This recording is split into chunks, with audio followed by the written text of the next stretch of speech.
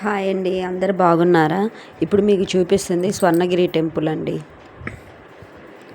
స్వర్ణగిరి టెంపుల్లో మనం కొంచెం పైకి ఎక్కాలి. 4-5 మెట్లు ఉంటాయి. పైకి ఎక్కిన తర్వాత గుడి ప్రాంగణంలో ఎంత వీడియో అండి.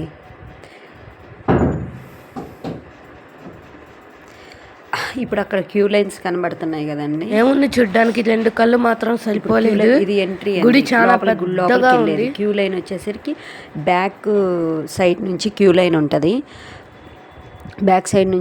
ఉంటుంది.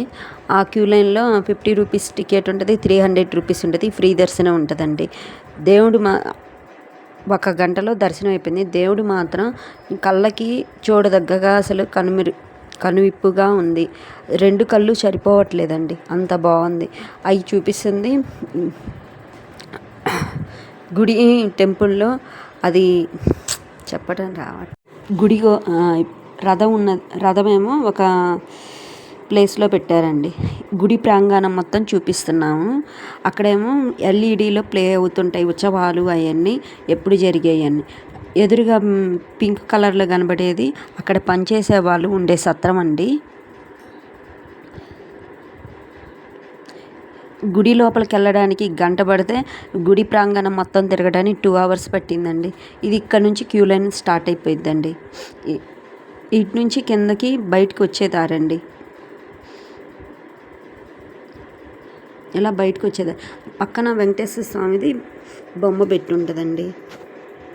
ఎంత ఓపెన్ ఎంట్రన్స్. గోవిందరాజుల స్వామి వాటర్లో ఉన్నట్టు మనకి చాలా వీడియోల్లో కనిపించింది కదా. అక్కడ నిన్న శనివారం కాబట్టి గుడి అనేది క్లోజ్ లేదండి. మామూలుగా అయితే శనివారం కాబట్టి గుడి క్లోజ్ లేదు. మామూలు డేస్లో అయితే గుడి క్లోజ్ చేసి ఉంచుతారండి. ఫుల్ రష్గా ఉన్నారండి. మీరు కూడా చూడాలనుకుంటే ఒకసారి వెళ్ళి చూడండి, దేవుడి దర్శనం చేసుకోండి. చాలా గుడి ప్రాంగణం కానీ, వాతావరణం కానీ, అక్కడ ఫుడ్ కానీ అన్నీ చాలా బాగున్నాయండి. నాకు కొంచెం చెప్పడం రాలేదు, వీడియో చూసి మీరే అర్థం చేసుకోండి.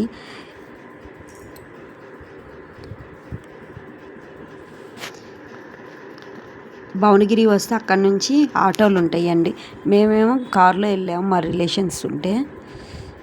మేము మార్నింగ్ 12:30కి వస్తే ఈవినింగ్ 4 దాకా అక్కడే ఉన్నాము. 4కి మళ్ళీ వెళ్ళిపోయామండి.